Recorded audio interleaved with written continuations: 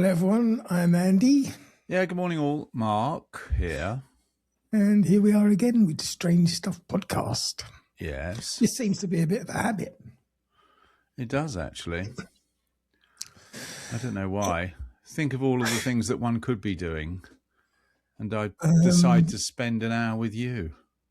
I mean, you could be out shoveling snow. No snow to shovel. It's all gone, nearly. Well, my weather forecast today said 0 degrees with flurries. Oh, really? Well, it is the end of March. I'm just about to check, actually, because it'd be But it is blinding sunshine outside and clear skies, so I don't know. We've got 95% chance of rain. Rain. We don't have, Thursday of next week. Yeah, so it's not good. Not good. Ah, dear. So it's amazing what happens in the world. Yeah, in 24 hours. In 24 hours, yeah, since we last spoke. I mean, first of all, your chap from OnlyFans with his 700 million bonus actually died on Friday. Poor chap. He was only 43. You say poor chap, but... Well, rich chap. That legacy that he left behind is nothing to be proud of. I don't know. I mean, it's such a double-edged sword. No, it's not a double-edged sword, but you know what I mean. All of the predominantly women, and in fact, apparently, it wasn't only porn. There were other things, tutorials and things. It wasn't started as a porn thing. It was started by two English guys, a father and a son. Yeah. And it was started as a way of like monetizing your skills that you could display and teach to other people, whether it be cooking, crafts, or whatever you wanted to show off. Yeah. And of course, as soon as sex workers realized that they could also monetize, that's where it all started going Pete Tong. And that's when this guy was brought in on board. He was an investor more than anything else. Oh.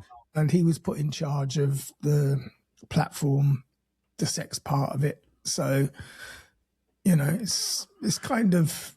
I mean, it was a source of revenue, but apparently it was a bit like Spotify. If you're in the top 0.1%, you can actually earn a living out of it. But the 99.9% of other people are sort of taking $20 a month or something. Yeah, and he was taking 20% of that. Yeah. His earnings were in the region of 1.6 million a day or something. Yeah. No, but, I say poor chap, he was only 43. He could have put the money to good use or something in the future. I don't know. Who knows? No, but I'm saying that's right. But anyway, so yes, that was the OnlyFans. And it is amazing coincidence. We keep talking about things and then... Obviously, by coincidence, because we're not tapped into the inner workings. Is it a coincidence, or have we actually opened a supernatural channel? Yes. And we control the world. What's that gate thing called? Stargate. Stargate SG1. Strange Stuff podcast, Stargate. What happened? What is the situation if we talk about something and it actually happens? Yeah. Then we control the world. You're right. So, in our own minds. Yeah, you're right. Do you remember that guy who won the lottery next Friday? And yeah, exactly. And his mate Mark, obviously, bought a ticket together. Mark apparently was involved in a sexual accident where he broke his wrist. Strained my wrist. No, but I mean, you can just imagine. Sorry, getting onto the geopolitics as usual at the beginning. You can just imagine how desperate Trump is to unwind this situation. Oh, yeah, now he's negotiating. Well, apparently he didn't say he had been negotiating. He said Kushner and Witkox had been negotiating, unbeknown to the Iranians. Yeah, behind their backs. So some back channel chat. And that gave Trump the pretense to say, hostilities are off, everything's sorted. Until the stock market closes on Friday. Oh. And then it's anybody's game. Yeah. So we'll see what happens. I mean, at the moment, obviously Trump has surrendered. no one is seeing it any other way. No, you're right. He's literally surrendered whilst banging on about how he's won the fucking war. Yeah. But we'll see what happens on Friday, because once the stock markets are closed again, the fucking lunatic will throw his toys out of the pram and we'll see what happens. Well, talking from some experience in the capital markets. Unfortunately, what we're recording now doesn't come out until Sunday, so it will have already It will have all changed. Yeah, you're right. It's all out of date. No, but what I was going to say was uncertainty is always the enemy of the markets, unless you're a hedge fund where you can just literally play volatility. But you can't imagine a more inconsistent position than Donald Trump. It literally changes by not only the day, but between morning and the afternoon sometimes. Yeah, because some idiot gave him access to social media. Oh. Yeah, there should be an age limit both ways. It should be over 18 and under 150. Because he is just a fucking dribbling fool. Oh. But now talking about dribbling fools, I'm not too sure your brain is functioning as it should be. You have come up with 2 film recommendations in the last week. The first one was Peaky Blinders. Yes. Now, to all intents and purposes, that should have been a good movie. I checked it out on Internet Movie Database, 6.5 or 6.9. Did you remember the build-up to the film? That's the thing. No, I didn't remember the build-up to the film. What are you talking about? The series. Right. Did I watch the end of the last series? Yes. No. Well, then, of course it didn't make sense. Well, it's not a matter of the film didn't make sense. I told you it was a sequel. Yes. No, but it wasn't that challenging to work out what had come before. What was challenging was firstly the soundtrack. I've never heard a music soundtrack that was firstly so, when it penetrates every element of every scene, whoa, whoa, this noise that they called music was just... Okay, so you didn't enjoy it. And the other one, if you told me you didn't enjoy the Eurovision Song Contest, I'm just giving up. Now the second movie that you recommended, I think I got 30 or 40 minutes into the movie. And I thought, really, I have better things to do with what remaining time I have on this earth than watching the movie Eurovision. It wasn't brilliant. You see, you need to chill out. You need to turn your brain off. Yeah, well, that's the problem. I do. To enjoy things for the sake of enjoying them. Maybe. The Eurovision Song Contest is one that will be rewatchable for many years. But it was just it was cliche after Eurovision cliche. It was just... And that's what makes it so great, because finally someone in a position to show what the Eurovision Song Contest is really all about actually did it. I saw up to the scene where the Russian is having his party at his house. So you had the bearded Würzburger fellow singing, yes. Amongst other people, actually. Yes, lots of previous cameos. Yes, exactly. Yeah. Anyway, whatever. So that was a disaster. That was 40 minutes of my life. It's the only job they've had since they won the Eurovision Song Contest. So they were probably quite pleased with it. So here's a question. Actually, I've just sort of answered it. Of all of the groups that have appeared on Eurovision over the years, for those that weren't stars before they appeared, how many have had successful music careers? ABBA. I think ABBA was successful before, but even if they weren't, definitely no, they weren't they certainly weren't worldwide successful. I have got one other example. They weren't megastars, but they did have a good career out of it, and that was Bucks Fizz. No, they didn't. They had like 3 records in the charts, and then they went into TV presenting for kids programs and shit like that. Oh, did they? They definitely weren't successful. There must be more. Did Würzburger, the sausage man, did he not have a successful career? It was only a few years ago. Much on Top of the Pops? No. It's just a novelty show, and it's just, it's basically television's version of Pride Week. I wonder if our listeners, if they're not Swedes, realise how big Eurovision is, certainly in Sweden, and I think pretty much in the Nordic countries. I mean, it's massive in Sweden. I think it's only in the Nordic countries, and I think it's only because of ABBA in the 70s. Maybe. I think they're waiting for the second time around, the second coming, as it were. Because in the UK, I can promise you, they don't even know that people are actually auditioning for it now. No. They don't even know. I think the other thing is... And in fact, in the UK, record companies are begging their non-functioning artists to please enter the Eurovision Song Contest so we can justify paying your fucking contract. And they're all going, no, kiss of death, mate.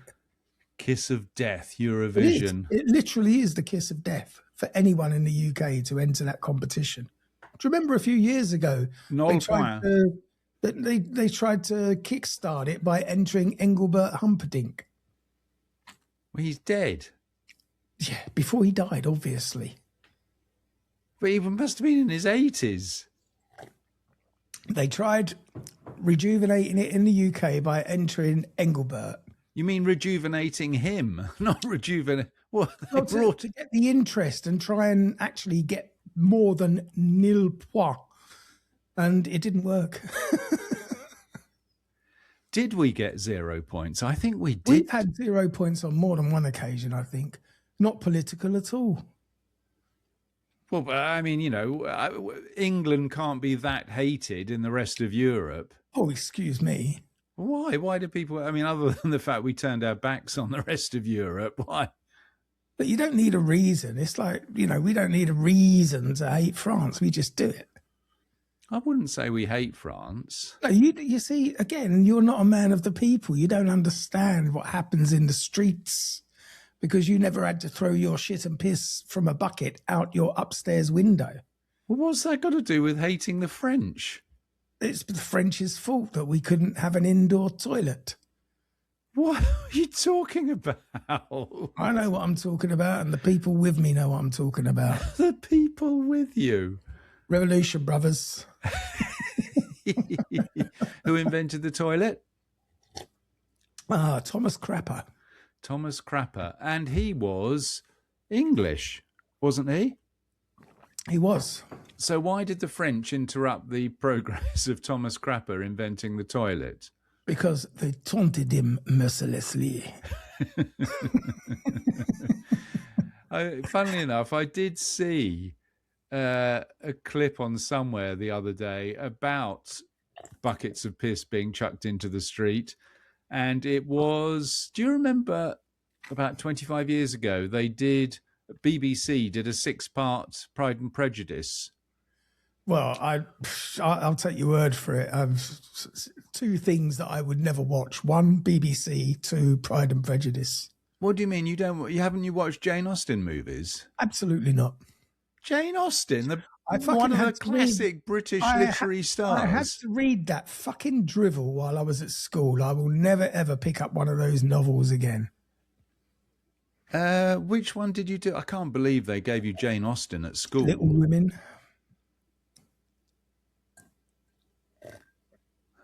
Really? I didn't even, well, I came closer to... You've got to remember, my reading age was quite advanced. Even now, at 63, my reading age is 64 and a half. Yeah, exactly. It's not 12 years old, it's 14 and a half years. Well, I mean, my reading age was in the teens when I was like 6. As a funny aside, I never passed it, but I came closer to passing my English literature O-level than I did my normal I never passed my English O-level. I know that's shocking to the listeners who think generally I'm a very eloquent, Elegant. and elegant, high vocabulary individual, but in fact I never passed my English language O-level, but I did come close to passing the literature. And is there nobody who's surprised in the room with you now? Oh dear. The dyslexia didn't help, that's for sure. I love the way that they made dyslexia so hard to spell. Yes, you're right, actually. Fucking genius. Anyway, no, funnily enough, I do enjoy a good Jane Austen production. A bodice ripper. You like a bodice ripper? Well, they're not. Did you used to read Barbara Cartland by any chance? I bet you did. No. I bet you got a whole rack of her bodice rippers. No. It's the pink hippopotamus. I can't remember the name of the recent sort of set in the similar time, Jane Austen-esque production on Netflix. What was it called? Bridgerton. Again, never watched it. So what are you watching? Heavy metal music videos in the evening and Eurovision. I'm sorry, I can't watch these fucking woke dramas on Netflix. Netflix is the worst for doing a period drama because they introduce all sorts of shit that wasn't in there in the first place. Yeah, that has no place in it. I would probably have to agree with, actually. But it doesn't detract from the entertainment. I tell you what, I prefer to watch an episode of Bridgerton than I would to have to sit through that Eurovision movie again. No, you missed all the best bits because it just gets better and better as it goes on. Well, maybe I'll watch the last 45 minutes. Didn't you just love the way the whole boat exploded? Yeah, but that's it. Exactly. Oh, they didn't get invited to the party and then suddenly, poof. Oh, we're number one. You've never been to Iceland, have you? No. Oh. Luckily enough, when I was working, I used to go there quite often. But now I want to go. What, having seen Eurovision? Yeah. Yeah, I want to go and join in the Eurovision Song Contest for Iceland. Exactly. No, it's, funnily enough, Iceland, I actually think it overtook Prague as the stag party destination of Europe, going to Reykjavik. Really? Yeah. Quite expensive. Yeah, but it was, normally figures quite highly on the charts. Yeah. And it's, I think, is the second happiest place in the world to live. After Finland. Finland came out number 1. Sweden were in at number 5. I find that incredible, to be honest. Because you've never seen a happy Finn? No, they're always crying. They're always drunk and always crying. If that's their idea of happiness, I mean... I can't remember if it was Valtteri Bottas, the Formula One driver, but when he was, I think it was him. Did you know that Finland have just been voted the number one happiest country in the world? And he sort of looked to the side quizzically, thinking, really? It's a joke. Yes, exactly. That's not the Finland I know. Have you ever been there? Have I? I think I have. I think, does one of the boats from Stockholm go to Finland? Yeah, they go across to Helsinki for an hour. They stop in Helsinki. I mean, it counts. Yeah. Did you get off the boat? You have to get off the boat for it to count. I might have got off the boat. I can't remember. I was quite drunk. Well, again, did what they said on the tin. I used to travel there quite a lot, so I've had a few sauna sessions with beer with various people. And this chap Beer, was he a gentleman in the sauna? It is a strange. It's not. Is it strange? No, it's reasonably. You can. It's a Nordic country basically, but what is marked, because I work with a few Finns as well. What is absolutely notable is their hatred of the Russians. Well, they're next door neighbours. Well, and of course the Second World War and all of that. We obviously used to eat out occasionally with clients, and if one individual who will remain unnamed, Finnish guy, was in a restaurant, he heard Russian being spoken, he would literally, on the way to the loo, push into the guys as he's walking past in the hope that they stand up and say something. He was a bit of a nutter. Hard as nails, most Finns, I'll tell you what. And I mean, seriously hard as nails.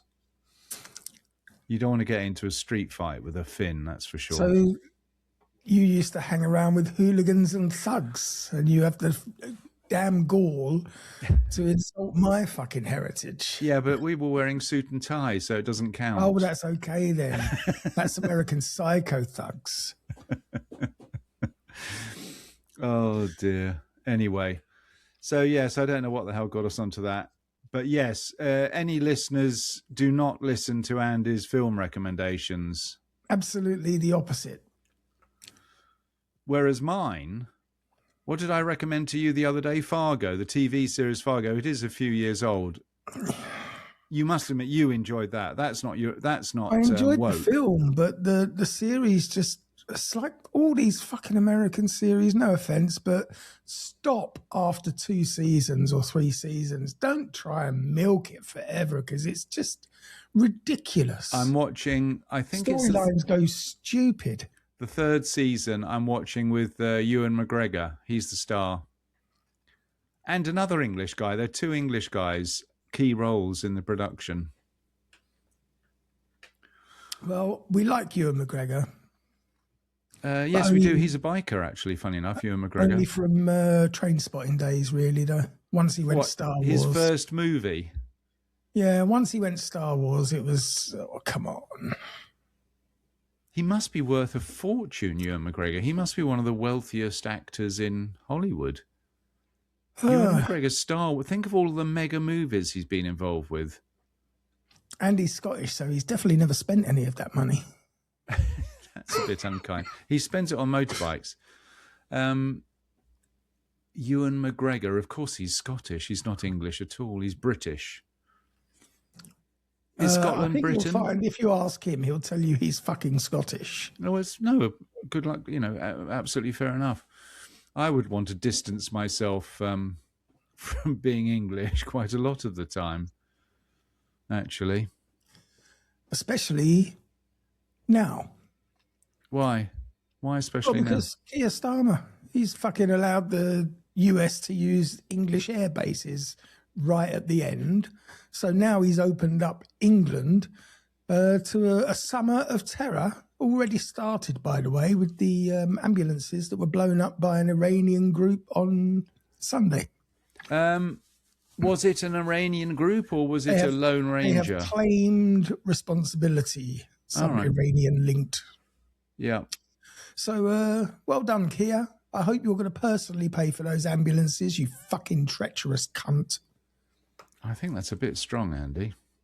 What, you think he should have a GoFundMe instead? I mean, you should definitely pay for them. And everything I said after that stands. Of all the treacherous, all of the treacherous people. What are you talking about? Weren't you? Oh no, you have always been against him always supporting against Starmer. Trump. Yeah. No, and you've always been against Starmer. That's right. I'm against the pair of them. The pair of them, if they feel so strongly, get on a boat and clear that Hormuz Strait yourselves. Well, I hate them both. You are a bit of a closet Farage fan, though, aren't you, Andy? Oh, don't start me off. Don't start me. Anyway, we've gone way too deep. I'd like to, next episode, we're not going to discuss Trump at all unless... No, funnily enough, I was thinking of that.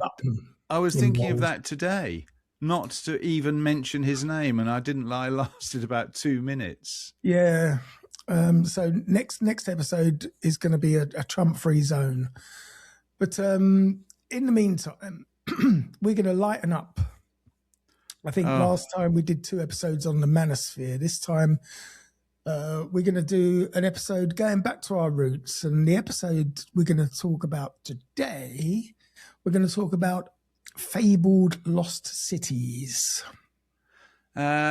We've done, what's the most famous one? Antilles. Atlantis. Atlantis. We've done that one. We have, but I think for the sake of continuity, we will briefly talk about it just to remind ourselves, because I know that you've forgotten everything. You've forgotten the name to start with. Yeah, but I was just having a bit of a Trump syndrome moment. Antilis. But you should be Trump's speechwriter. So, of all the lost cities in history, Atlantis has held the strongest place in the Western imagination. At around 360 years before Brian, the Greek philosopher Plato introduced the idea in two dialogues called Timaeus and Oretius, in which he described an advanced island civilization that lay past the Pillars of Hercules, which was the Greek name for the Strait of Gibraltar, by the way. According to Plato's account, the god Poseidon founded the island and made his son, Atlas, the king. And it's this story that gave the island its name and connected it to Greek ideas about Atlas and the Atlantic. Where did the name Antinous come from? His name? Antinous? Who's Antinous? The name of the island. Atlantis. Atlas. Atlantis.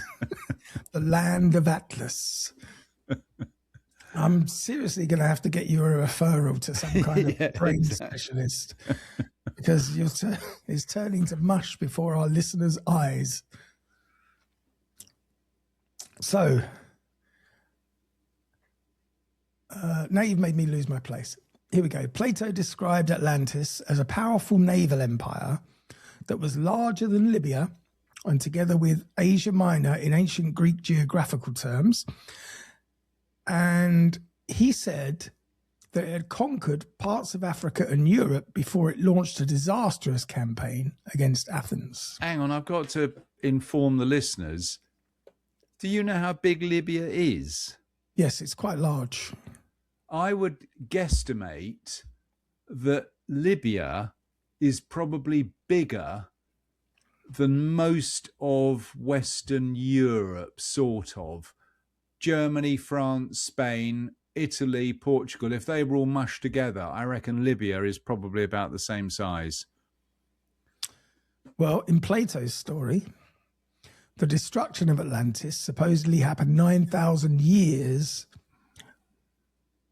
before Solon's visit to Egypt, and the gods then destroyed it through earthquakes and floods in a single catastrophic day and night.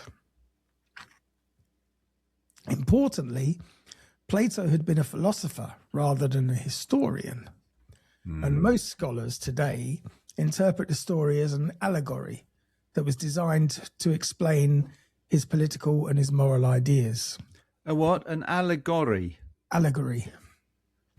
It's a story about something that tells you about something else.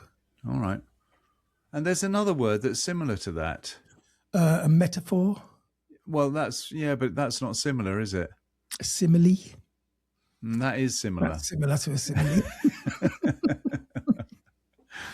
Now, Professor Thomas Scheller Johansson has described it as a story invented about a past so that it could express a general truth about how ideal citizens should behave.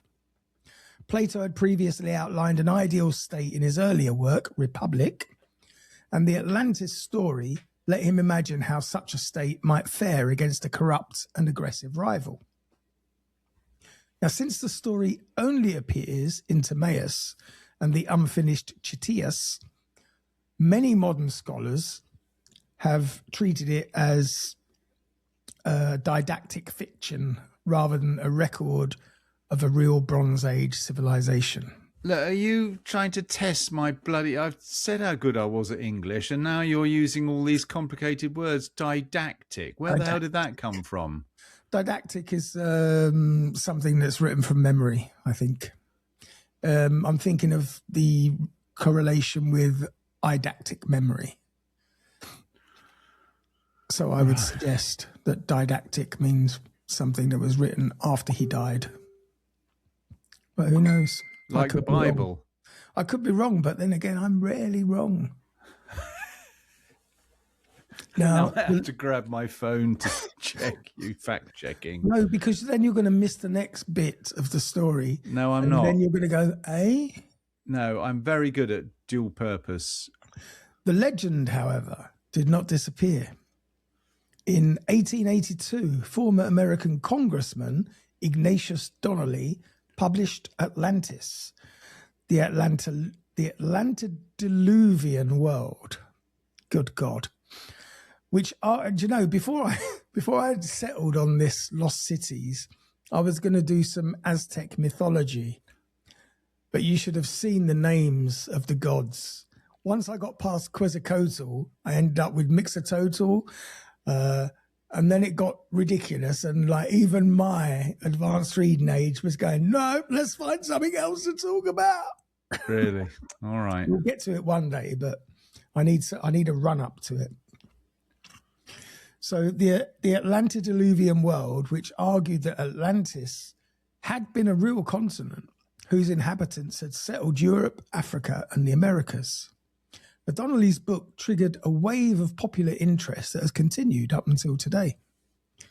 Since the 19th century, proposed locations for Atlantis have included the Greek island of Santorini, coastal Spain, Antarctica, and the Caribbean and Indonesia.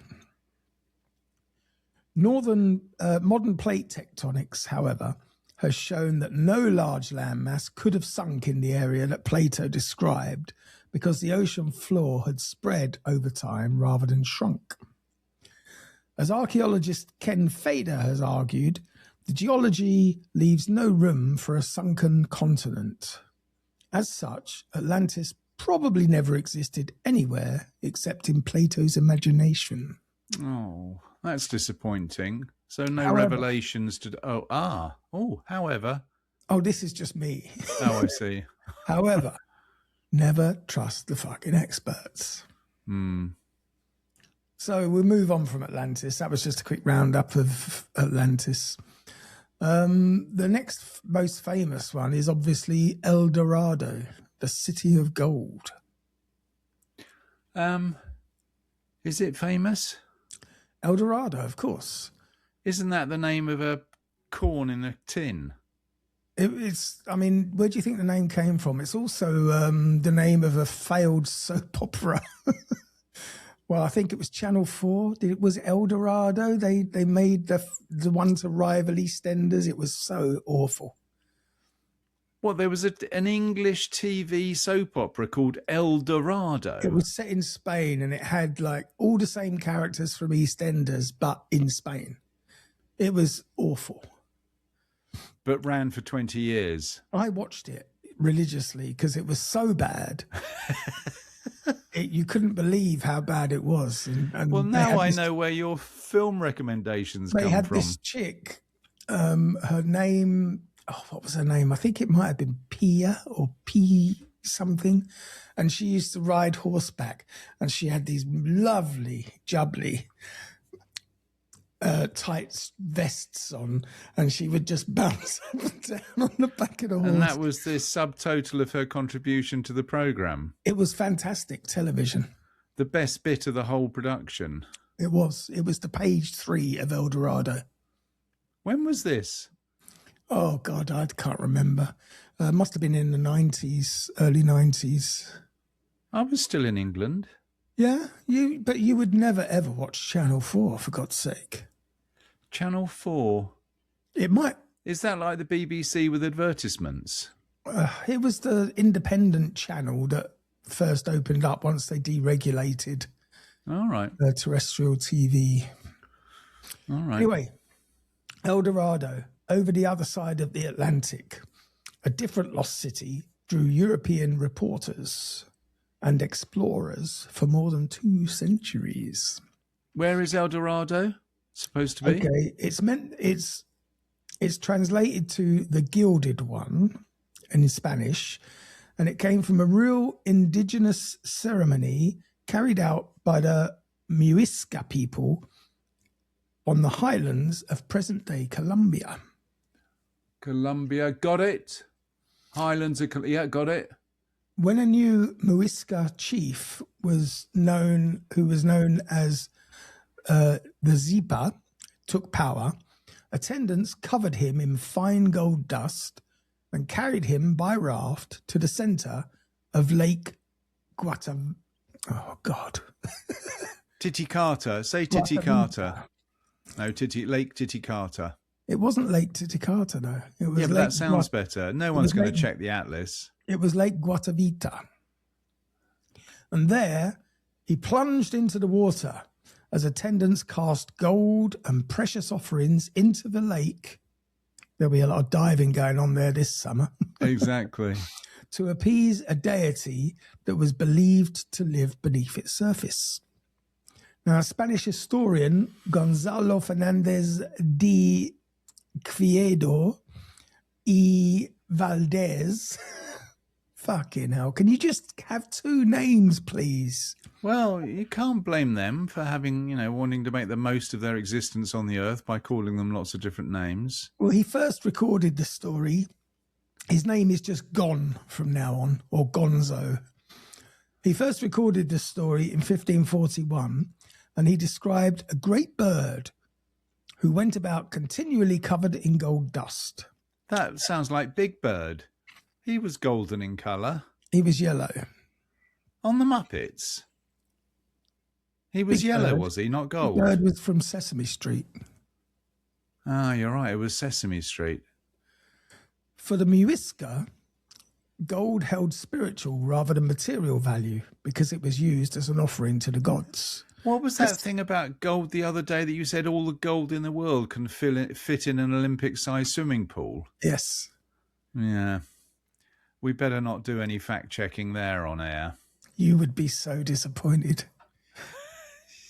Spanish conquistadors, however, interpreted the ritual as proof that an entire city of enormous wealth existed somewhere in the South American interior. Because how else could these people keep throwing gold and gems into the lake willy-nilly? So by the mid-16th century, El Dorado had changed from the name of a golden chief into the name of a mythical golden city. And after it had become the idea of a golden kingdom, which was hidden inland. Explorers searched for it across Colombia, Venezuela, Guyana, and Brazil. And in 1536, Gonzo led an expedition up the Magdalena River with roughly 800 Spaniards, together with indigenous carriers and enslaved Africans, and nearly 3/4 of the expedition died during the journey. God, that was worthwhile then. You can imagine it was quite a tough journey, because I'm guessing there weren't many highways in those days in the South Americas. He returned in 1569 with only a handful of survivors. Amongst the most famous El Dorado exhibitions were those led by the English soldier, Sir Walter Raleigh. Oh, we know him. Sort of. In 1595... Can we do a programme about Sir Walter Raleigh? We haven't. No, I'm saying, can we do a programme about Sir Walter Raleigh? Probably. I like the sound of that.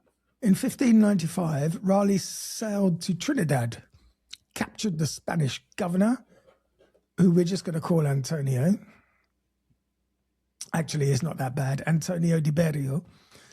And travelled 400 miles into the Orinoco River Basin, the Orinoco Flow, if you're Enya, without finding gold. His second exhibition in 1617 ended in disaster. His son, Wat. What? So what? Wat. Not who, what. Really? His son was called Wat. As in W-A-T-T? Yes. He was killed in a clash with Spanish forces at Santo Sant'Antone. And Raleigh's subordinate, Lawrence Keynes, killed himself after he failed to secure forgiveness from his commander for the death of the son to die. Yeah. When Raleigh returned to England, King James I ordered his execution in 1618 because he had disobeyed instructions to avoid conflict with Spain. Mm-hmm. Yeah, you don't want to wind up the Spaniards. Or King James I, because on the one hand, he's printing the fucking Bible, and on the other hand, he's chopping your head off. That's right, he was. I wonder why he was the one that compiled the modern Bible, King James. Because he saw it as a license to kill. It is a bit strange, that. The legend also drove repeated colonial attempts to drain Lake Guatavita in the hope of recovering this treasure from the ritual offerings that have been cast into its waters over the years. In 1969, a small gold artifact was discovered at Pasca near Bogota, and it confirmed that the ceremony had been real. The Muisca raft, which was a 19.5 centimetre gold model that replicated or depicted the Zepa standing on a raft with attendants around him, now sits in Bogota's Gold Museum as a national treasure. Mm-hmm. So that's El Dorado. Oh, that's the end of El Dorado? We're still looking for it. So, shall I give you my gold statistic? Go on then. I mean... Come on. Hang on, give me 1 second. Talk to the camera. To think of an answer that doesn't make you look right. Well, all right. Well, it's not quite, but I'll tell you what, you are surprisingly close. I know. So if you have an Olympic-sized swimming pool, which is, I think, 50 by, call it 25 metres wide, it's not, but it's easy maths. The pool would only be 10 metres deep. So the total mined gold in the world ever, that's ever been mined, would be in an Olympic-sized swimming pool, 50 by 25, to a depth of 10 metres. So it's pretty close. Yes, doesn't that fucking hurt you inside? I mean, all of the gold ever mined in the world, I've got them in front of me, 219,000, or it's actually 220,000 metric tons. And America is holding most of it. Is it? Yep. I don't know. Holding probably 80% of the gold in the world. Total reserves, does that mean the stuff that's still in the ground? We don't know exactly what's in the ground. Well, they reckon 64,000 according to Google, whatever it is, AI. Well, we all know that doesn't mean anything. You can't see underground. If we could see underground, we wouldn't be drilling and prospecting. But it is interesting, because all of the gold that people wear for jewellery and everything. I was in very little to make a chain. It takes nothing to make a ring. Well, only because you buy rings and chains that barely contain any gold. Well, this is it. If it's like cocaine. A kilo of a coke from Colombia is worth 10 kilos of coke by the time it hits America. Is that the what do you call it? The dilution ratio? Yes. 10 to 1? Oh, I don't know, because I'm not involved in the cocaine trade. Never have been, never will be. So I'm just putting numbers out there. But I'm probably, as you know, quite accurate. I can actually visualize that pile of gold. Yeah. Amazing. It is amazing. So anyway, all right, so we've done Artemis, or Atlantis as you call it. We've done El Dorado, which I thought was a brand of canned vegetables. So now I think we've spoken about this one before, the jungle city of Zed. I hope this is the one at the top of the earth, where the hole in the top of the earth. In the early what was that one century, called? I'm not sure. Yes, where the North Pole is. You fly over the North Pole and there's a whole city going on underneath. We're talking deep in the Amazon here. Amazon, that's Africa. South Africa, South America, Amazon, isn't it? Say wrong continent, but I was going to say not Africa, America, Brazil. In the early 20th century, British explorer Colonel Percy Harrison Fawcett. You're suffering the same problem. The explorer. Exactly, not explorer. The explorer. Yeah. With exploring. He became obsessed with finding an ancient civilization that he believed existed deep in the Amazonian rainforest. Fawcett was born in Torquay, Devon. I've been there. Well, I'm not surprised. I think I've been there as well, actually. This is going to sound a bit dodgy, but when I was a young lad, me and my cousin, we used to do car washing. We had a little car washing business. We used to, every weekend, I'll tell you what, we were working Saturday and Sunday. Did you used to do it like wearing denim shorts and get all soapy and writhe on the windscreen?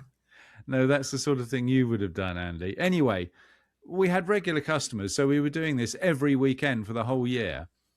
And my cousin was a little bit older than me. He was 1 year older than me. And we were doing this up until we were sort of 17, 18. But the first year he got his driving license, we found a company that you could rent a car from. He was 17, which was the driving license age. And we went to Torquay. Was it Torquay? Oh, shit, I'm telling the wrong story. It was Bournemouth we went to, not to Torquay. No, sorry. Torquay was when I used to go with my mum. We used to stay at the Grand Hotel in Torquay. They wouldn't let you through the door, obviously. I wouldn't want to be allowed in the door if they welcomed you and your mother. Oh, I got my stories mixed up. Carry on about Torquay. That's where he came from. Yes, he was born in 1867 and he trained at the Royal Military Academy at Woolwich before he joined the Royal Geographical Society in 1901 to study surveying and map making. Or even surveying. Surveying, same thing. In 1906, the Society commissioned him to map the disputed border between Bolivia and Brazil. And over the following decade, he completed 7 expeditions through some of the most remote territory on Earth. Now, during his travels, Fawcett discovered fragments of pottery together with other artifacts on the jungle floor, and these finds convinced him that a sophisticated urban settlement had once flourished in the Mato Grosso region of Brazil. I can literally see it on the map. Fawcett named his hypothetical city Zed and drew extra inspiration, because there was none there, from a document known as Manuscript 512, which was held in the National Library of Brazil and which supposedly described a Portuguese expedition's discovery of ancient ruins in the province of Bahia in 1753. The international attention that had been drawn to Machu Picchu by Iram in 1911 strengthened Fawcett's belief that lost cities could indeed be found in the South American wilderness. Have you ever ventured? You've been to South America, haven't you? Only as far as Mexico. Machu Picchu. One of my colleagues went to Machu Picchu with his girlfriend. Unfortunately, it's a bit like Mount Everest. It's like one of those bucket list things that people who want to impress other people have to do. Well, the remaining memory he had of Machu Picchu, which is a hike, I mean, it's a fair old walk to get there, what was the thing you remember most about it, the whole adventure? Going home. toilet paper. Apparently, the whole route is strewn with toilet paper because there's no porta potties on the way. The whole thing just disgusts me. This fucking sheep tourism bollocks. Oh yes, we're going to Machu Picchu and we're going to wipe our bottoms and leave our paper like so many others before us. Fuck off and do something original. A weekend in Butlins would be preferable. At least you get fed and have a laugh. Did you once ask a girl out to follow you to Machu Picchu for a romantic holiday and she said, "Don't be stupid"? How would that be romantic? Wiping your ass and leaving paper on the fucking side of the road. Isn't it funny how the most trivial things really wind you up? I'm just disappointed by the lack of imagination by the general population of what is fantastic. Why do they always have to have Billy Bunter accents with you? Anyway, can I get on with my story? I thought you'd finished. I thought you needed filler to get us to the hour. Fucking Machu Picchu. So, after a first attempt in 1920 had been stopped by fever and illness, Fawcett launched his final expedition on the 20th of April in 1925. He departed from the Brazilian city of Cuiabá. Yes, what a coincidence. I was literally looking at that dot on the map as we spoke. With his eldest son, Jack. Oh dear, this doesn't sound good. 21. Sounds like, I hope he doesn't have the same destiny as Watt. I've got a horrible feeling about this.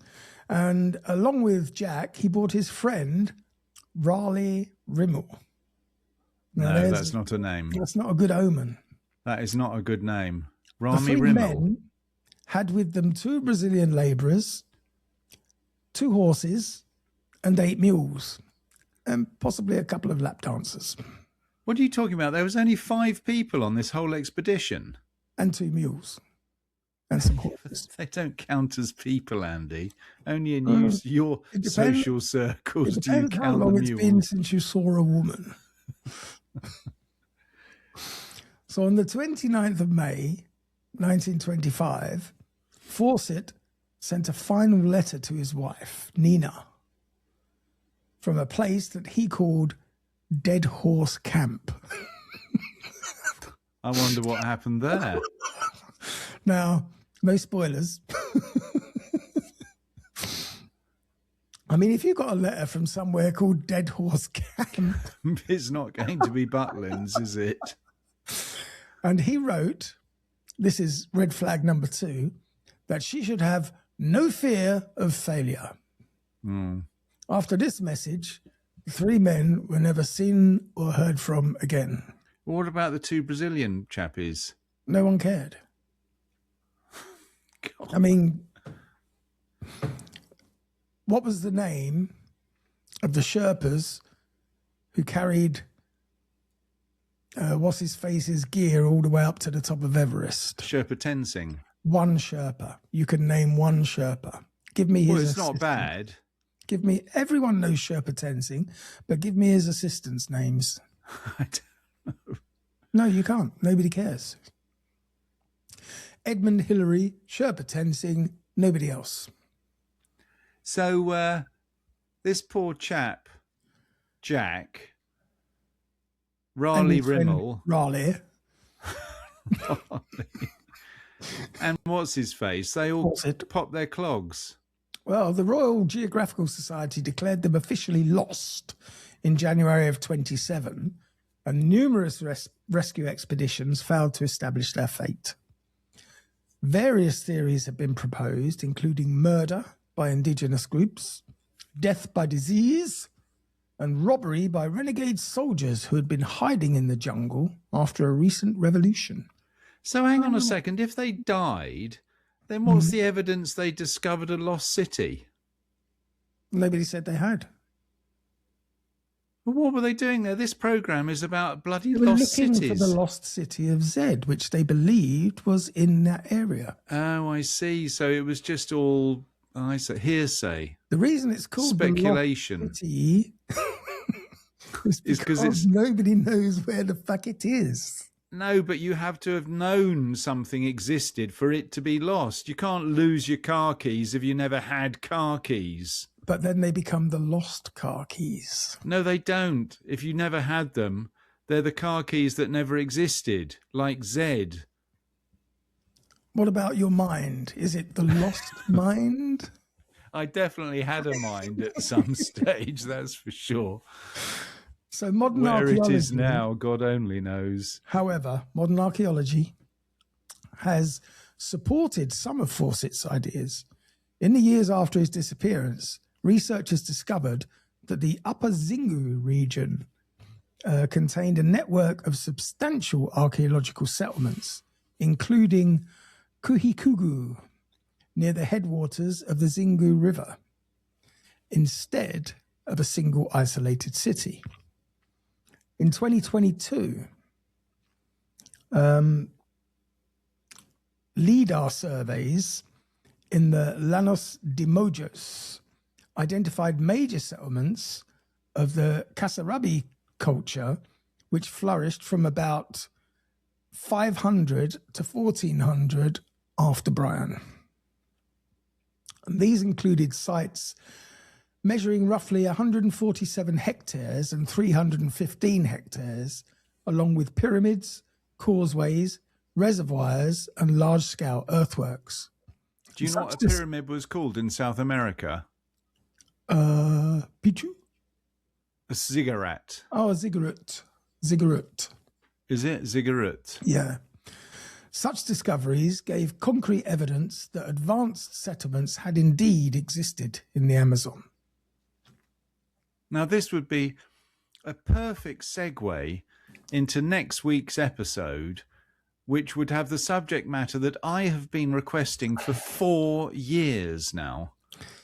4 years I've been asking. It's all fake news. It's phony stuff. It didn't happen. I want you to explain how that masonry work was done in South America. And I will. Good. So the next lost city is lesser known. I'd not heard of it. Well, what do you mean? How far down the list are we going? I thought the top 3 is a perfect. Oh no, I wanted 8. You can't have 8 lost cities. Zed wasn't lost because it never existed in the first place. Where are we now? We're at Iram of the Pillars. No, this sounds like another pyramid nonsense story about towers under the pyramids. Well, this is somewhere in the Arabian Peninsula. Somewhere in the Arabian Peninsula. A city known as Iram of the Pillars has occupied Islamic tradition for more than 1,000 years. All right, we'll give the Islamic tradition a chance then. The Quran refers to Iram in Surah Al-Fajr something and describes how God dealt with the people of, I'm going to say Ad, a tribe whose great stature was said to surpass that of people in other lands, and which had been punished for corruption and for neglecting the prophet Hud or Hud. According to Islamic tradition, the Ad people had built a magnificent settlement with towering pillars, and their king, Shaddad, had become so wealthy and arrogant that he ignored the prophet's warnings completely. As a punishment, God sent a devastating sandstorm that lasted 8 days, and it buried the entire city. This disaster erased all trace of his existence beneath what is now the Rub al-Khalil, or the Rub or Rub al-Khai, or the empty quarter in English. But you see, that sort of thing I find quite believable. And this because when you think of the depth of sand in the deserts, I mean, that could easily cover a city. Yeah, this is over a 650,000 square kilometer expanse of sand dunes that covered the southern third of the Arabian Peninsula. So hang on, Arab Peninsula. Yeah, we know the Arab Peninsula. All right, so that was actually mentioned in the Quran, was it? Yes. So for roughly 1,400 years, the account of Iram attracted skepticism, since historical records outside the Quran contained almost no references to it. In later centuries, Islamic scholars expanded the story. A narration attributed to Karab al-Anbar, a Jewish rabbi who had converted to Islam in the 7th century, described the Iram as a city made of gold and silver, and it had pillars of rubies or emeralds. Hang on a second, I didn't think Islam existed in the 7th century. Islam is quite old. Yeah, but it's way after Christianity. Clearly not. What do you mean? That is the whole thing. It's the final revelation. Well, 700 Or maybe it was. years. Maybe it was around 600 A.D. Yes, we are 700 AD at the moment. Yeah, that's 100 years later. Yeah, 800. But anyway, by the 10th century, Persian scholars had added further descriptions of saffron-scented gardens and great quantities of pearls. The story reached a Western European audience through the 1001 Nights, which included a spectacular retelling of Iram in Night 277 of the Arabic text. Mm-hmm. People later nicknamed it the Atlantis of the Sands, and the city drew the attention of explorers such as the British officer Bertram Thomas. We know him, don't we? Bertram Thomas, I do recognise the Isn't name. he an author? In 1930, his Bedouin guides showed him wide tracks between desert dunes and told him that they led to a city of legendary treasure that lay beneath the sands. Sounds like a scam to me. But in the early 1990s, a team led by amateur archaeologist and filmmaker Nicholas Clapp announced that it had identified the lost city of Ubar, which the team equated with Iram. Sorry, I'm just going to have to... Together with images taken by the Space Shuttle Challenger. And this site was at Shiza in the Dhofar province of Oman. And it contained pottery... Hang on. Space Shuttle Challenger? Satellite pictures, mate. But wasn't the Challenger the one that... It was it? This was on a previous flight, obviously. Yeah, obviously they got back to boots and had the film developed on that occasion. What did they see? I'm going to outlines of a city. And it contained pottery walls, as well as the remnants of pillars dating to around 1000 BC. Well, there we go. So people have trekked off there on their quad bikes and checked it out, have they now? Well, artifacts indicated that settlement had come into existence during the Bronze Age around 2800 before Brian. And it appears to have been destroyed when a limestone cavern beneath it collapsed, perhaps between 1 and 200 after Brian. Academic reaction, however, was mixed. Several scholars expressed hesitancy because the site was considered too small to qualify as a city, and archaeologist Jurist Zurins preferred the view that Iram had been a region rather than a single settlement. More recently, Safatic inscriptions that mention both Iram and Ad were found at Wadi Rum in Jordan, which had made efforts to pinpoint the city's location even harder. So, still no closer. Yeah, but at least it sounds more feasible than Atlantis. I don't know. I think Atlantis, I have high hopes for Atlantis. Coming out of nowhere. So because a lot was going on in those days, wasn't it, in that area? Yeah, considering, well, I mean, there's a lot going on today in those areas. Yeah, for all the wrong reasons. But wasn't that basically where humans' sort of first civilization started?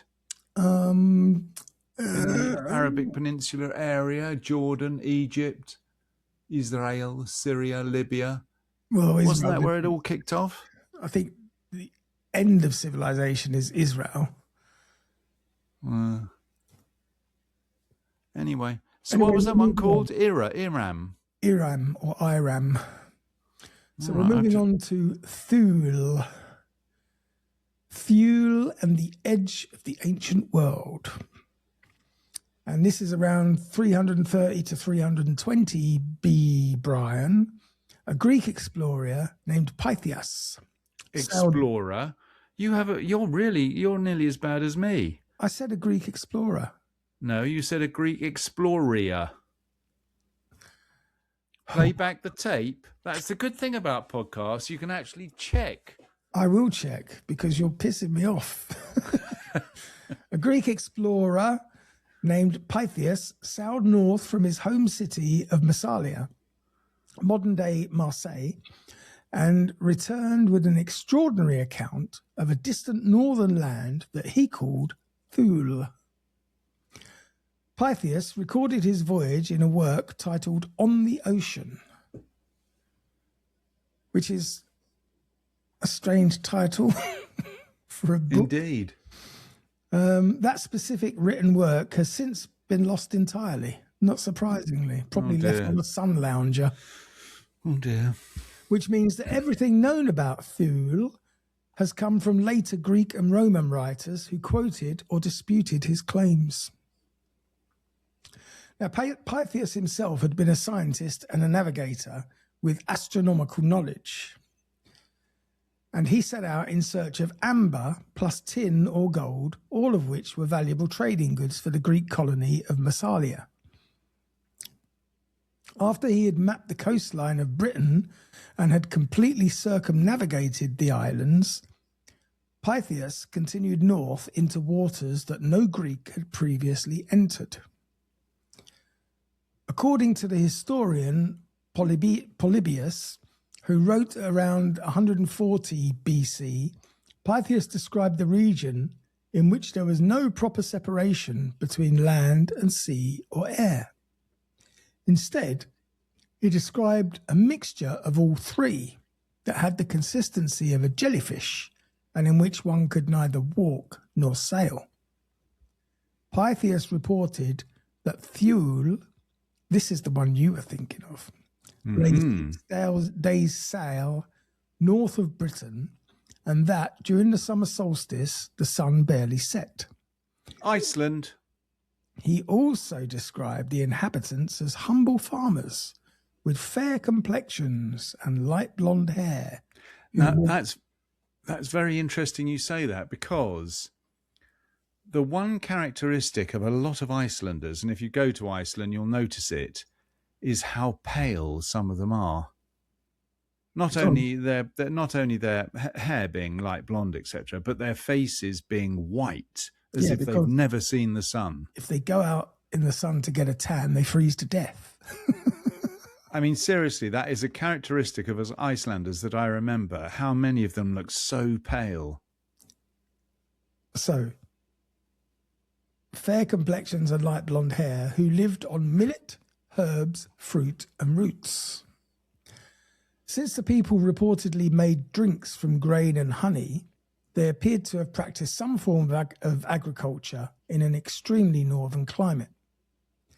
Pythias's claims drew immediate doubts because both Polybius and the geographer Strabo accused Pythias of dishonesty and said that he had misled readers with fanciful stories because the area he described was considered far, far too north for human habitation.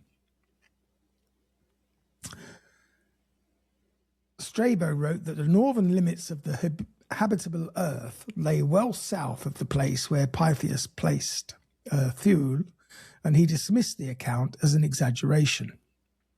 However, Roman writers proved more receptive. Tacitus mentioned that a Roman fleet had sighted Thule past the Orkney Islands, and Pliny the Elder stated that there were no nights at all there during the summer months. Around 37 BC, the Roman poet Virgil coined the famous phrase Ultima Thule, meaning the farthest land, which turned Thule into a metaphor for the edge of the known world. But they're obviously describing Iceland. Are they? I mean, just look at it on the map. Well, you can't see it because you don't have a map in front of you. But they're describing Iceland. This is not a lost world. I have the entirety of the flat Earth mapped in my head. Yes, exactly. Since Pytheas' original text has been lost, identifying the actual location of Thule has proved impossible to settle. No, I've solved this mystery. According to you. No, it's done. Proposed it's a done locations have included Iceland, yes, Norway, the Faroe Islands, Shetland, and the Norwegian island of Sinola, which a study by the Technical University of Berlin identifies as a strong contender. You are terrible. They don't all sound like to that. The ancient Greek and Roman maps. Hi, Hitler. You are ridiculous.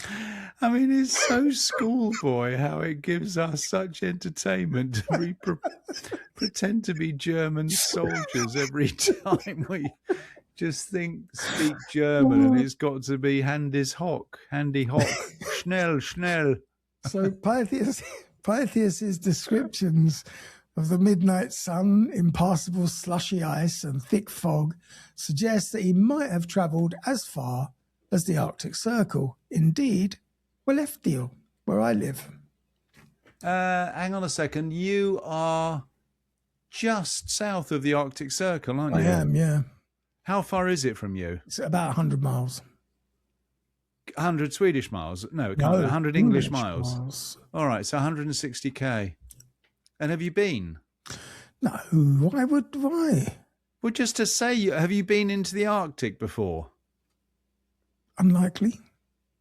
But what, isn't that worth doing? You're 160k away just to say I've been to the Arctic. My scooter has a maximum range of 70. Yeah. Yeah, but you can take a rest en route. You can stay overnight. It'd be a nice little adventure for you. Mm. Actually, bit nippy at the moment. That would be an adventure for you, Andy, to take your scooter to the Arctic Circle. That would make a good podcast, My Journey North. I would end up like Edmund Hillary, just going outside for a minute. I think you should do that. I bet you do. So you could inherit my podcast. I might join you. I'll be in the car. And they will both disappear without a trace. Like force it. So Oxford professor Barry Cunliffe, one of the leading scholars of the voyage, has favoured Iceland, like you, as the most plausible identification of Thule, the edge of the world. Oh, it does feel a bit like the edge of the world when you get there, actually, Iceland. It's pretty barren. I mean, obviously there's no trees above the tree line. And the other thing is everything's black because of the volcanic element to the creation of it. So you have grassy knolls and things, a lot of little horses, Icelandic horses, a lot of horses. If we got Trump to do a state visit to Iceland, there's plenty of opportunities for him to be sniped. from grassy knoll. Because you have this orange beacon standing up against the black background. Well, no, you've got the grassy knolls. The grass played heavily in JFK, didn't they? That's right, yeah. So we're moving on. It's going to be a challenge, not talking about Trump. I know. But we're going to move on to Russia and a lost city called Kitezh, which is Russia's underwater holy city. I think we've run out of time for this, haven't we? We need to do a double-ender, two-parter. No, we're fine. This is We're going to Russia. Russia's an enormous place. There could be 20 stories in Russia. I've peaked at identifying Iceland. I think I've done a very good job. We'll carry on for now. And if we have to do a part 2, we'll do it after this one. We'll see how you feel. Because I wouldn't want to stress you out. I mean, I know you've got so much other stuff to be doing. So on the shores of Lake Svetoya, which was a nearly perfectly oval lake in the Nizhny Novgorod Oblast of central Russia, a very different lost city legend has continued for centuries. According to the story, Grand Prince George I of Vladimir founded 2 cities in the early 13th century. These names. Ooh. One was Mali Kitezh, or Little Kitezh, on the Volga River near present-day Krasny Koim, or Kolm. The other was Bolshoy Kitezh, or Greater Kitezh, on the shores of Lake Svetloya in the forested interior. Now, Greater... I've learned something. What? Bolshoy means great. Greater. So the Bolshoi Ballet. Yeah. Well, I've learned something on this podcast again today. Imagine. You learned that all the gold in the world. Yeah, that was right, actually. Well, it wasn't right, but it was pretty close to the truth. But more interesting that Bolshoi means greater, does it? Or great in Russian? Yes. All right. So Greater Kitezh had been established as a monastic settlement filled with white stone churches together with golden domed cathedrals and boyar palaces. And thick forest had hidden its location quite deliberately. Apparently, people could reach it only by secret paths. After Batu Khan, founder of the Golden Horde, had conquered much of the Russian lands in the late 1230s, he heard of Kitezh and ordered his army to advance towards it. Now, the Mongols first attacked and captured Mali Kitezh, and this forced Prince Gregory to retreat through the forest towards the larger settlement. Batu Khan ordered his men to interrogate and torture Russian prisoners, and one captive eventually betrayed the secret paths that led to Lake Svetloya. When the Mongol army arrived at the walls of Bolshoi Kitezh, it found a city with no fortifications and no armed defenders. The citizens had engaged in fervent prayer instead of preparing for battle, and when the Mongols rushed forward to attack, fountains of water burst from the ground around the city. According to the legend, the attackers watched in dismay as the entire settlement sank beneath the waters of the new lake. The last visible sight was the golden dome of the cathedral and the cross at its peak as they both disappeared below the surface. Mm-hmm. The first written reference to Kitezh appeared in the anonymous Kitezh Chronicle, a late 18th century text that probably originated among the Old Believers, Russian Orthodox dissenters who separated from the official church after the reforms of 1666. Importantly, the chronicle doesn't state that the city disappeared into the lake. It says instead that the city suddenly ceased to exist after destruction in war. The Old Believers later expanded the version in which the city lay beneath the water because they were drawn to the idea of a hidden sacred community where the righteous lived in prayer and where sinful outsiders could not enter.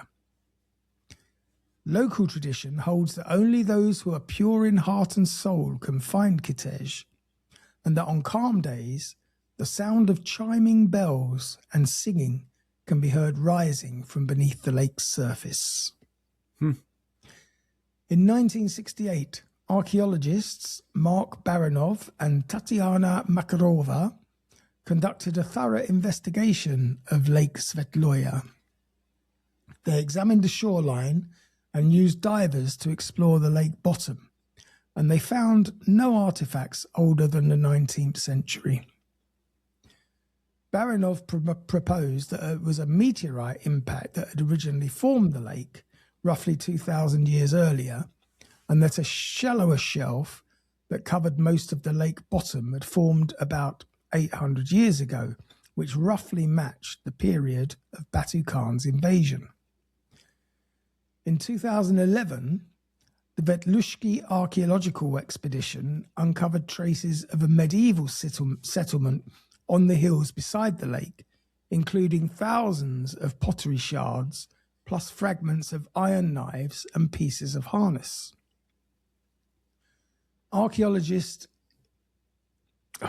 Evgeny Chetatakov suggested that the original settlement had probably been small, perhaps a single homestead even, that housed 10 to 15 people, and that a landslide may have carried part of it into the lake. And this may have formed the basis of the disappearance legend. Composer Nikolai Korsakov made the story famous in his opera, The Legend of the Invisible City of Kitej, of which you're familiar with, I would imagine, as one of your nursery rhymes from your youth. I've seen it many times. And the Maiden Fevronia, which premiered at the Mariinsky Theatre in St. Petersburg on the 7th of February, 1907.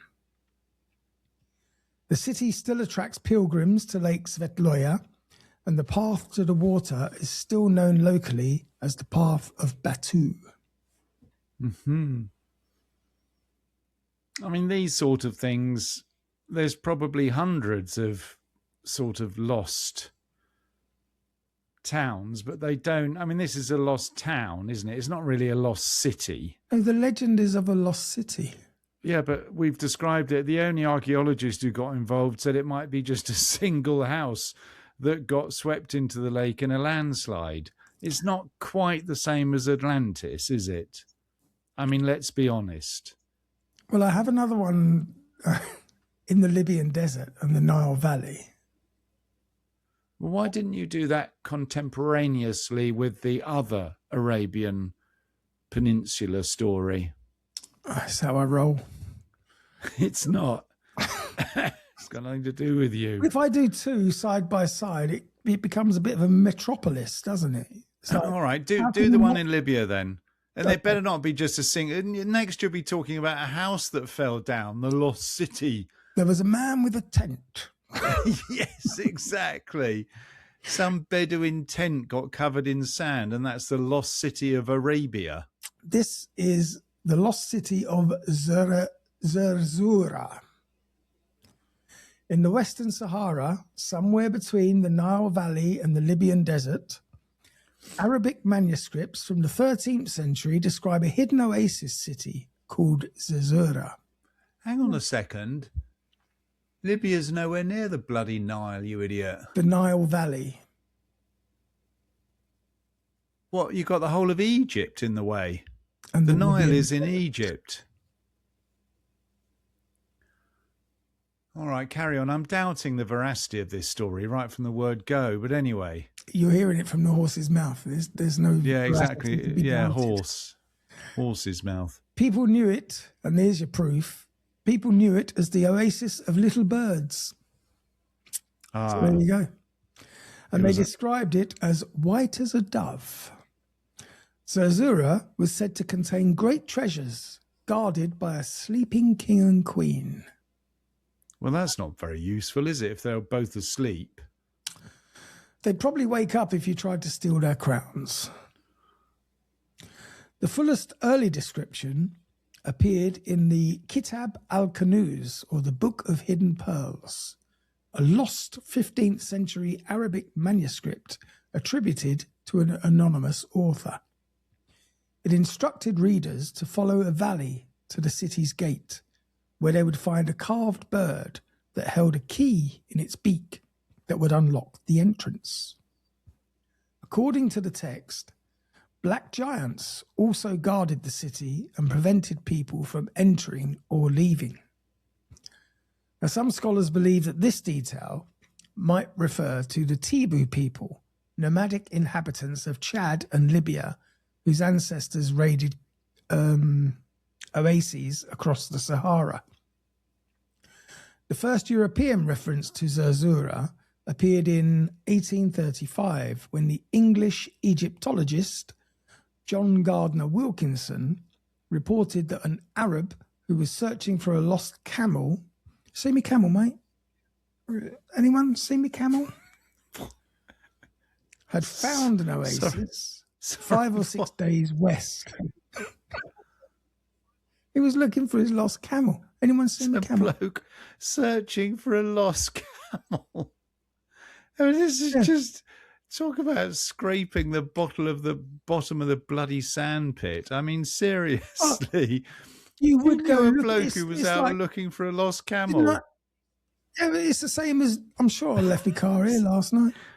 It's just, I think you should cut your losses and just end it now. Seriously, thanks for listening, everybody.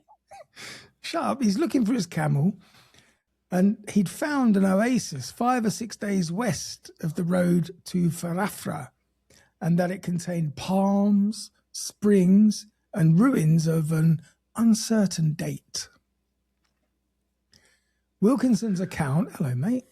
I've just been joined by Reggie. Oh, well, that means he's going to press all the wrong buttons. He quite likely will. What do you want? You can't walk on the keyboard. No, you can't walk on the keyboard. Oh, kissy kissy then. Good boy. This is embarrassing for all our listeners listening to you making romantic noises towards your cat. He's going to want sex with me later. I might as well pretend I'm up for it. So Wilkinson's account was considered credible because later explorers successfully located several other oases that he had mentioned in the same work. During the 1920s and the 1930s, a new generation of European explorers turned its attention to the Sahara's uncharted interior.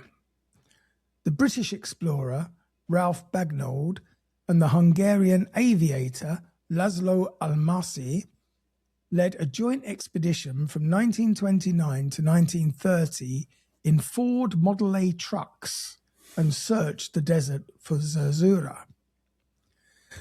In 1932, the Almasi Patrick Clayton expedition used reconnaissance flight. Can you not sit in front of my notes? Used reconnaissance flights to find 2 valleys in the Gif Kibar Plateau, and in the following year, Almasi found a 3rd wadi that contained rain-fed oases in the remote desert. Now, whether these wadis were the legendary Zerzura proved contentious. Bagnold considered Zerzura a general legend that no single discovery could solve, and he wrote that it was one of many names given to fabulous cities that the Sahara had created in the minds of people to whom it was barely accessible. Almasi later became the inspiration for Michael Ondaatje's 1992 novel, The English Patient. I'm sure you've seen that. Well, I'll tell you why I've seen it. Kristen Scott Thomas. Oh, and you accuse me of some pervy sadness. What do you mean? That is a sophisticated lady, that. Seriously. She also likes ladies, so what's the point? What are you talking about? I don't know. Kristen Stock. Oh, no. Is that her name, actually, in the English Patient, or am I confusing it with another actress? I don't know, actress? because I've never seen The English Patient. No. No, it's me who's got the name wrong, and you're right. She, I think, is a lesbian, but I think the other one is happily married with lots of children. So either way, you're not getting it. Hang on, you carry on. That's you've refreshed my excitement at watching The English Patient. So again. anyway, he continued to believe that the Wadis were tied to the ancient legend. He held this view, especially after he had found prehistoric cave paintings in the Gef Kiba that depicted swimmers, and suggested that the region had once been fertile and well watered thousands of years before the Sahara turned into a desert. It was Kristen Scott Thomas. That's what you said. Oh, is it? Yeah.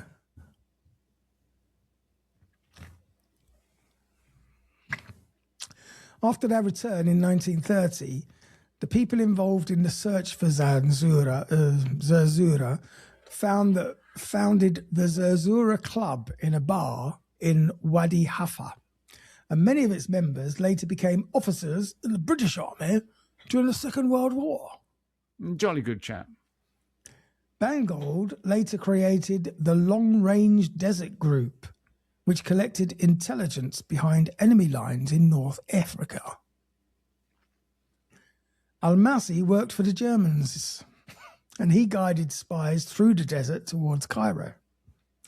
As a lost city, Zerzura is particularly strange because the Sahara climate had changed so drastically over the millennia. Satellite imagery reveals ancient riverbeds together with geological formations beneath the sand, and these findings confirm that the desert once supported communities and agriculture.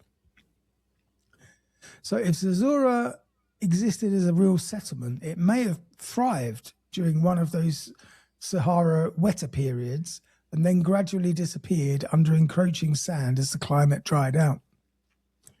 Whether it had been a single city, a network of oasis settlements, or a myth that grew from travellers' tales about scattered desert refuges, the white city of the Sahara has never been identified with certainty, and the sands still conceal whatever may lie beneath them. It poses an interesting question. When were the deserts wet? When was the last time in history that the deserts were wet? Like fertile? I can't give you a date on that off the top No, of my head. No, I'm not expecting an answer. It was the opposite of a rhetorical. It's a question where you don't expect an answer. Probably 1,900 years ago. You're just pulling numbers out. 1.5 million. I'm sticking on 1.5 million. You were the one that mentioned it, previous wet periods. Yes, but it had previous wet periods. We know this.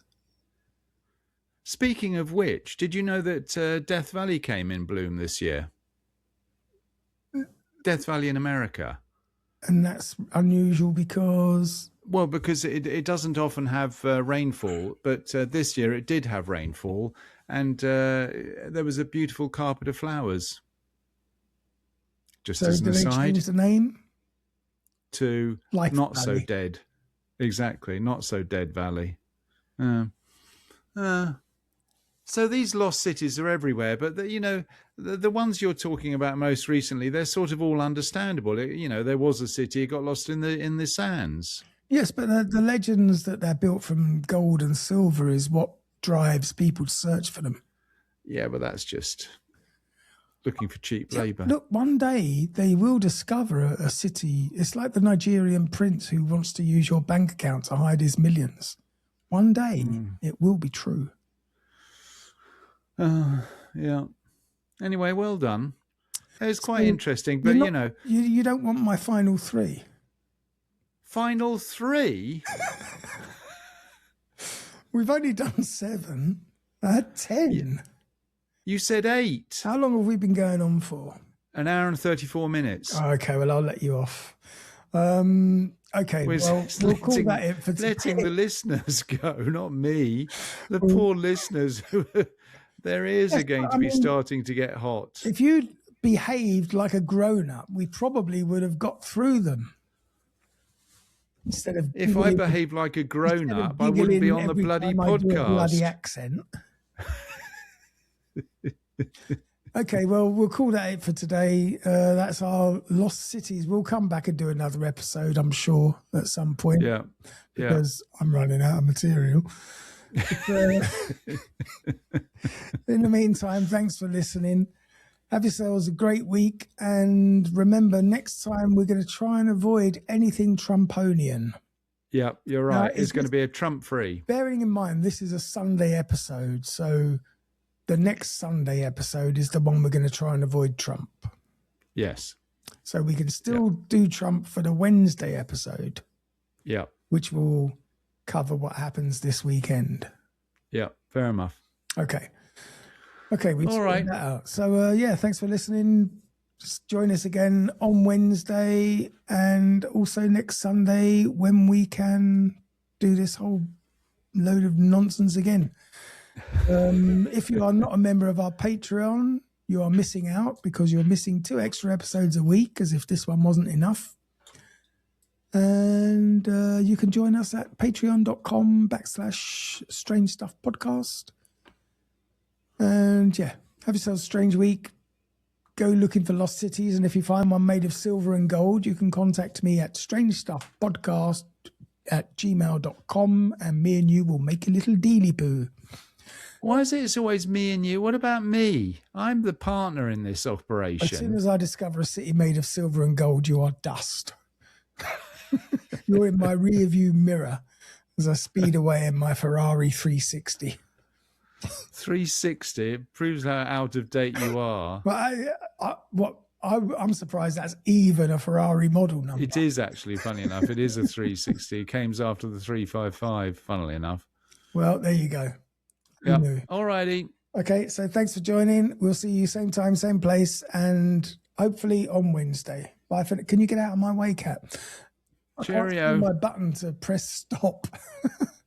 Thank you. Bye-bye.